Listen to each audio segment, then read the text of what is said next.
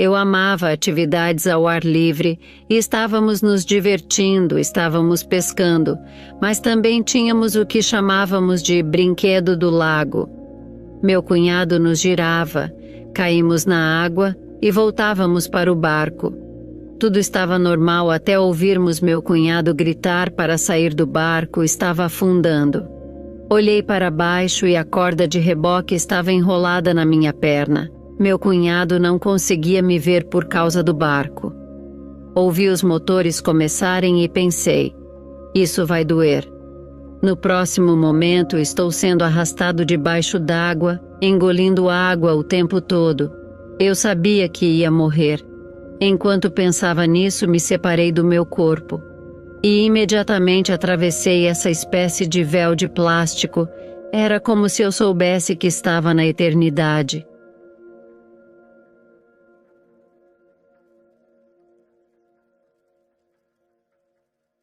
Eu cresci no oeste de Nova York, sou um dos 7 filhos e levei uma vida suburbana bastante normal.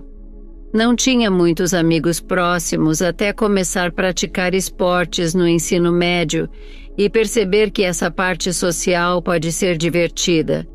Percebi que poderia fazer parte de uma equipe e tinha algumas habilidades atléticas. Fui para o Texas jogar basquete, mas também queria garantir um emprego porque via discriminação contra mulheres em várias áreas. Então pensei que teria que fazer uma dupla graduação, talvez 2 mestrados, não sabia o que precisaria ter um emprego.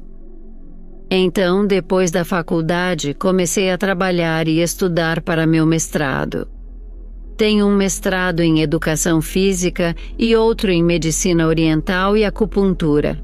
Acabei em Phoenix. Fui contratada no sistema de faculdades comunitárias e fui professora nos últimos 30 anos. Me aposentei em 2015. Eu amava atividades ao ar livre. Crescemos em Ontário, então meu cunhado tinha cabanas nos Adirondacks.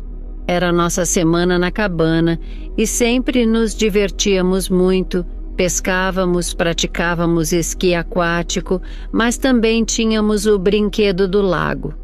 Era um bote inflável com flutuadores que podia ser puxado ao redor do lago se não quiséssemos esquiar.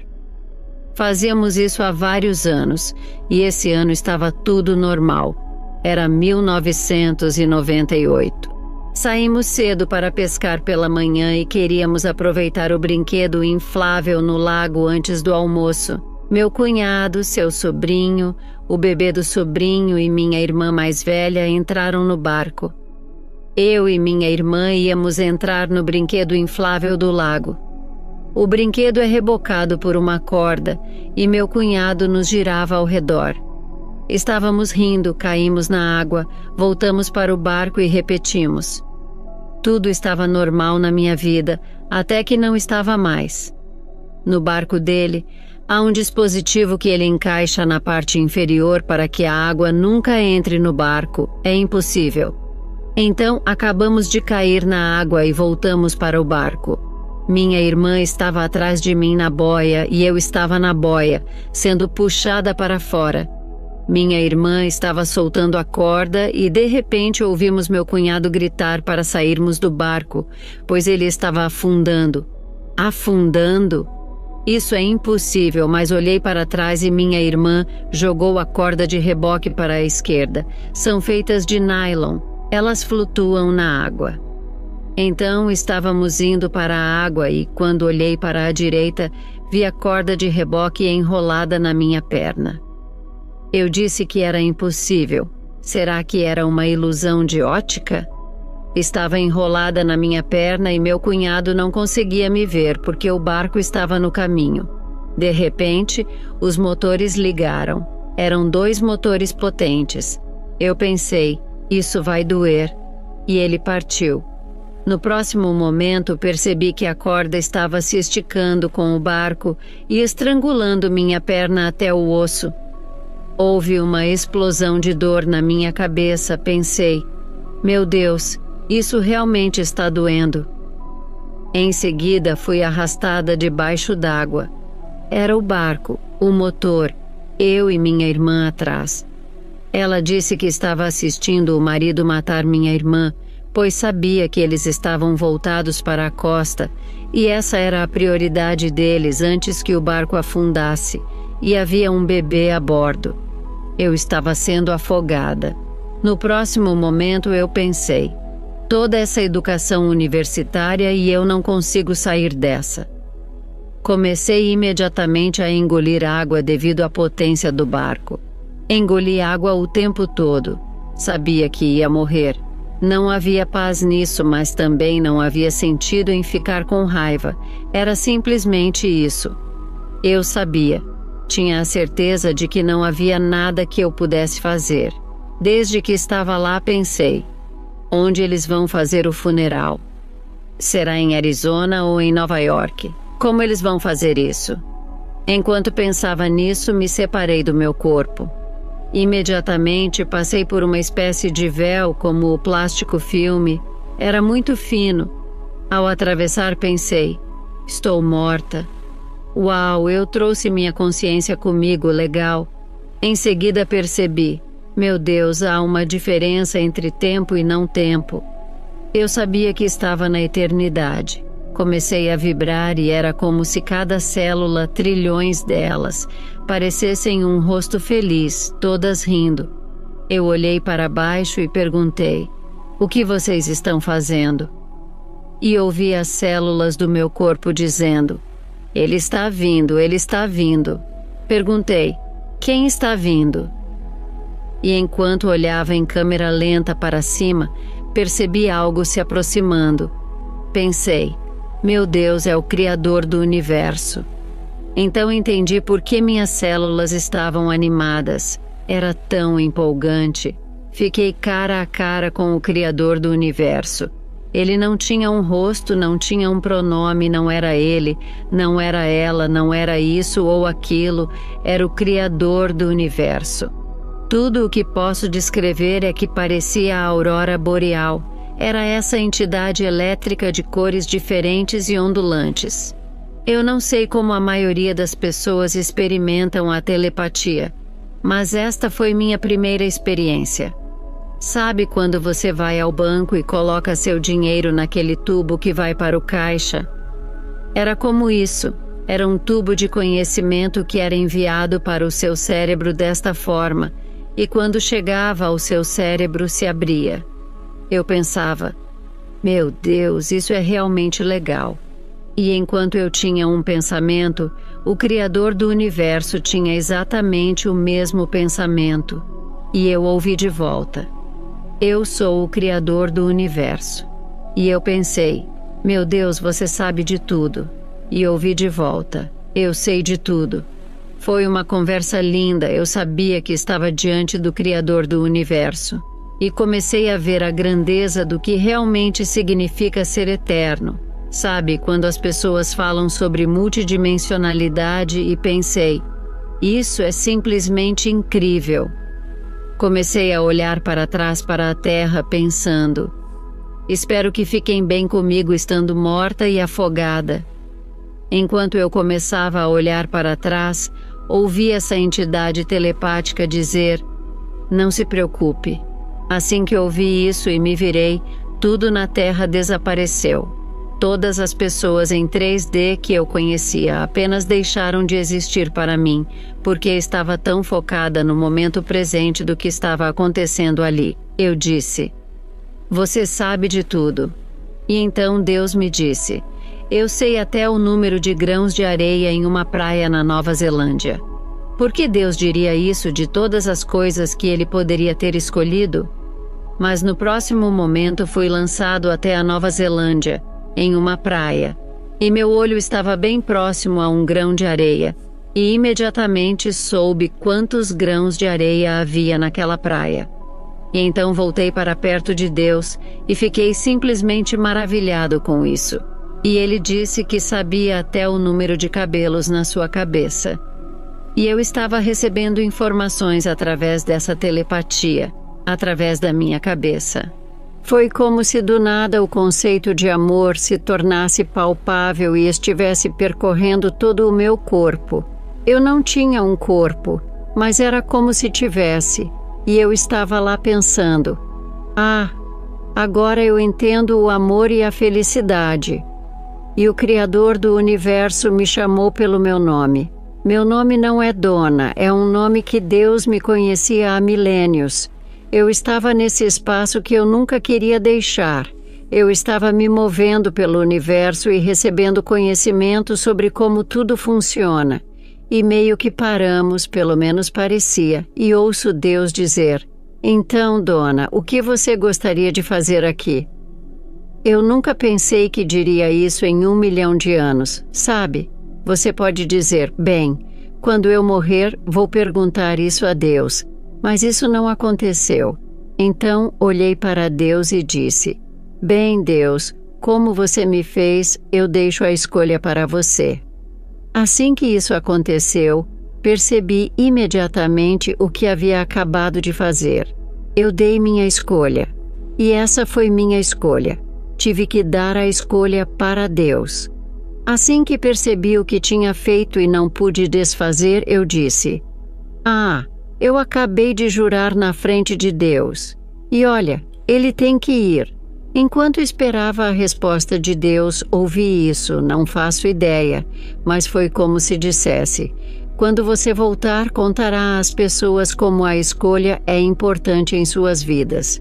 Eis o que escolher significa. Não se trata apenas do que vou jantar. Significa que a cada momento de sua vida você está fazendo escolhas em seu pensamento. Como você pensa sobre as pessoas? Como você pensa sobre a história? Quando alguém lhe conta algo que vai contra seu sistema de crenças e você pensa: eu não acredito nisso, mesmo que você não diga, é uma escolha. E como a escolha é preciosa para os seres humanos, falamos sobre o livre-arbítrio, mas isso era mais do que isso. Muitas vezes as pessoas pensam que, se estão sentadas em uma cafeteria ou algo assim e olham para alguém e têm pensamentos sobre essa pessoa ou qualquer coisa que estejam pensando, pensam que, só porque não dizem, não tem impacto, mas não é verdade. Há uma energia associada a isso. Eu não sei como explicar essa energia, ela parece tão diferente para mim agora. Então, estou recebendo essa lição de rendição e escolha enquanto espero. E meio que sinto que estou assim. E também me sinto desconectada. Sinto como se estivesse caindo de volta à terra e ouço isso. Boa resposta. Enquanto estou caindo de volta dentro do meu corpo. Eu volto para o meu corpo e percebo que meus pulmões estão cheios de água. O que acabou de acontecer? O que aconteceu foi que meu cunhado estava dirigindo o barco e sentiu uma mão em seu ombro, mas não havia ninguém lá. Isso o fez parar o barco, olhar para trás e me ver. Então eu pensei: estou viva, e comecei a nadar até a superfície.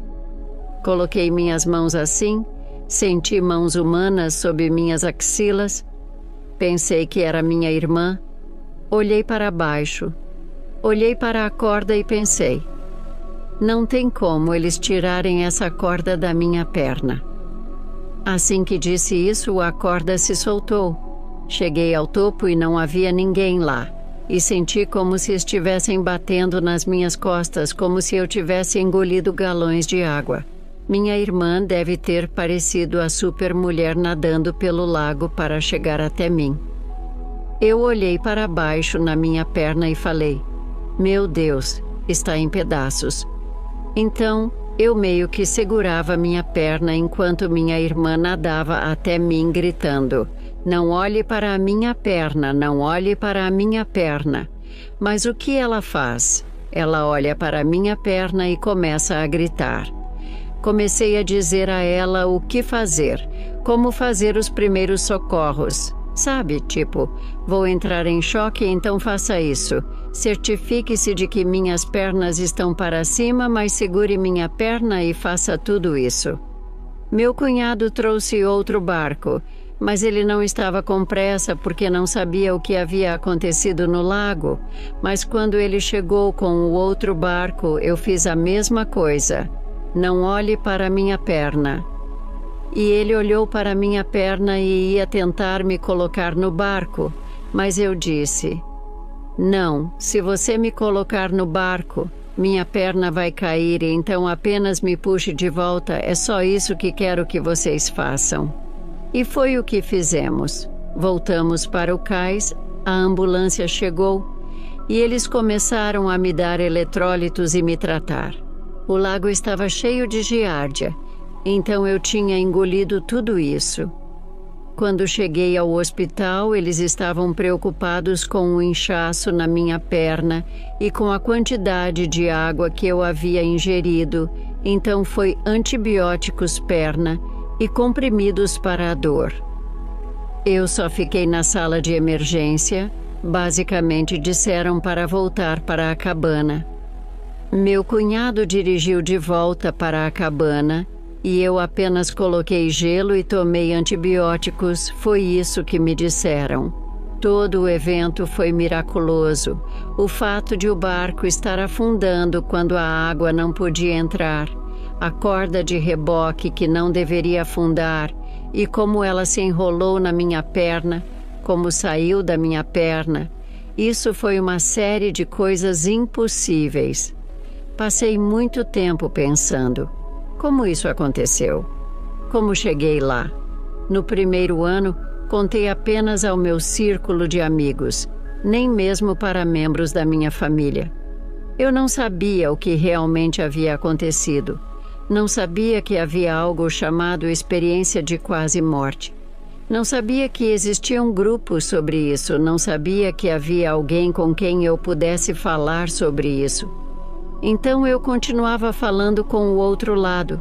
Eu tinha uma intenção antes de ir dormir. Eu dizia: eu tenho algumas perguntas sobre o que está acontecendo aqui. Os primeiros 6 meses foram apenas lidando com a ferida em si.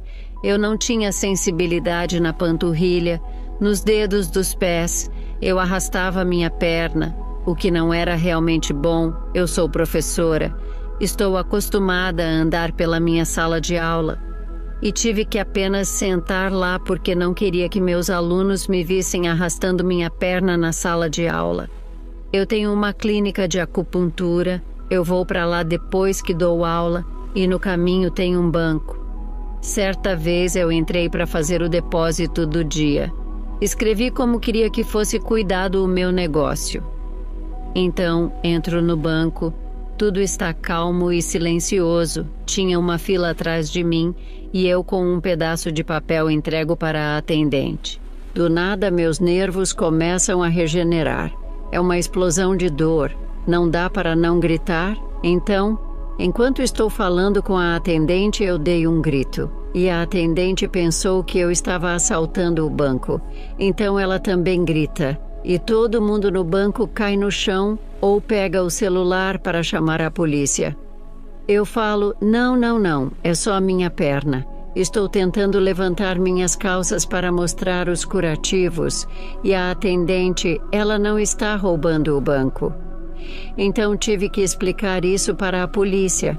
Foi meio que um novo normal. Você não pode prever quando vai ter dor nos nervos. Então foi 1 ano, 6 meses da ferida e mais 6 tentando entender como eu estava lidando com minha vida. Houve muitas coisas físicas que tive que lidar desde a experiência de quase morte. E anos depois alguém me contou sobre a Associação Internacional de Experiências de Quase Morte, onde você pode conversar com pessoas. Quando me perguntam como foi, eu digo como me sinto sobre isso.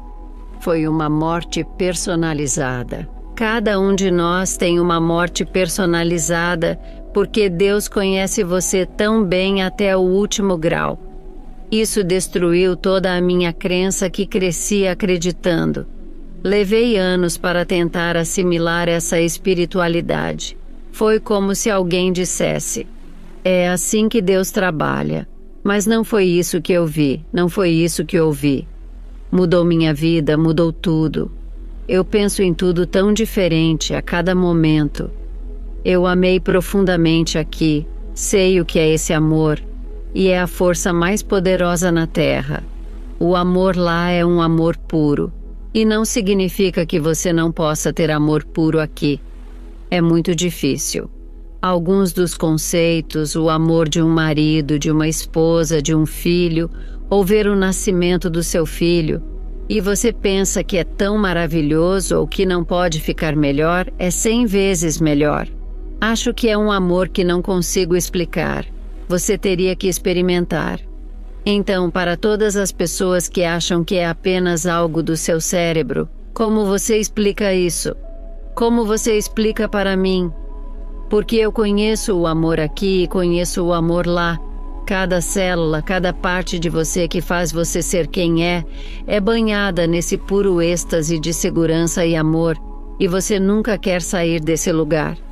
É por isso que algumas pessoas, quando têm a escolha, dizem: não vou voltar. Se você ouvir histórias de quase morte, eu tive a escolha, e não há como eu voltar. Isso é difícil. Isso não é o paraíso, é um planeta de trabalho. Então você tem que chegar a um sistema de crenças que se adapte ou assimile. Como assimilar o sofrimento nisso? Algumas pessoas chamam isso de escola, de hospital, de plano de trabalho, mas não é isso. E o que você leva para lá é o que você é capaz de trabalhar e resolver em seu próprio coração.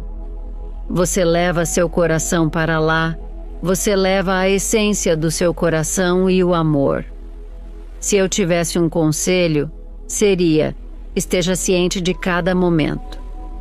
Eu não acho que para a maioria das pessoas isso seja possível. Eu costumava dizer para meus alunos: você tem um cérebro de 8 faixas, 8 coisas estão acontecendo. Tenho uma lista de compras, estou tentando resolver esse problema, tenho essas coisas para fazer, tenho essas decisões para tomar. Vejo que eles estão vivendo uma vida de 8 faixas e é muito difícil reduzi-la ao momento presente. Então, o primeiro passo é a consciência. Você tem que estar ciente de onde está espiritualmente em sua vida. Eu vi isso com meus alunos. Onde você está em seu sistema de crenças, onde você está em sua vida, onde você está em seus objetivos. Então, o segundo passo seria uma busca. Então, algumas pessoas vão nessa grande busca pela verdade. A verdade está no catolicismo, nos judeus, no cristianismo, no hinduísmo. A verdade está onde quer que você aterrisse. Mas isso serve para você?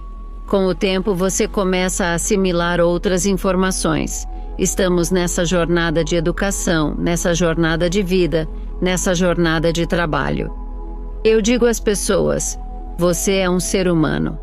Então respire fundo, trabalhe nisso. Você pode olhar de uma maneira diferente? Existe alguma coisa que eu possa dizer para mudar sua perspectiva 1 grau? É para isso que estou aqui. Posso mudar sua perspectiva 1 grau e deixar isso surgir dentro de você. Esteja ciente das possibilidades. Você está ciente das possibilidades? Você poderia ter anjos? Não, não, não. Você está ciente da possibilidade de que existe uma vida após a morte? Não, não, não. Vocês estão inventando isso. Mas se eu puder dizer: você poderia deixar de lado sua crença por um momento? Você poderia fazer isso? Apenas deixe isso de lado e ouça o que tenho a dizer. Esteja aberto a essas possibilidades. Então você pode pegar de volta seu antigo sistema de crenças ou começar a assimilar que não há nada que eu vá dizer para convencê-lo de uma vida após a morte. Esta foi minha experiência de vida após a morte. Esta foi minha morte personalizada, mas não foi o que eu pensei que seria, e mudou radicalmente toda a minha vida. Eu queria ter certeza de que estava vivendo uma vida plena. Então levei ajuda humanitária para áreas devastadas pela guerra na Croácia. Estive na China estudando durante o terremoto de 2008. Levei computadores para os estudantes maias no sul do México. Fui humanitária, poetisa, escritora. Eu quero experienciar o planeta. As pessoas me faziam perguntas sobre isso e todas diziam: estou esperando até me aposentar. Estou esperando até que os filhos saiam de casa. Estou esperando receber dinheiro. Não espere. Não importa quais sejam as circunstâncias em que você está.